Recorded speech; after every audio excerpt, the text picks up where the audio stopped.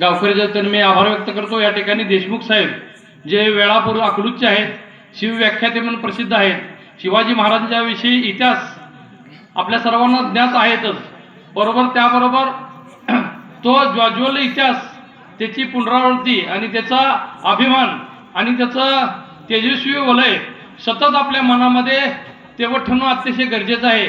आमची पिढी असेल, आमच्या अगोदरची पिढी असेल, आताची पिढी असेल, आता समोर बसलेली तरुण पिढी असेल, यांना शिवाजी महाराज हा फक्त शिवजयंती आणि शंभू महाराजांची जयंती एवढं पुरतं मर्यादित न राहता ज्वलंत इतिहास त्यांचा आपल्या आपण आयुष्यामध्ये जे आयुष्य जगत असतो त्या जगण्यामध्ये आपल्या समोर एक आदर्श विचार आणि आदर्श कृती, आदर्श महापुरुष असावेत अशा प्रकारची भावना मनामध्ये असते की ज्याचं अनुकरण करून आपण भविष्य काळामध्ये त्याचं अनुकरण आपल्या आयुष्यामध्ये करत असतो।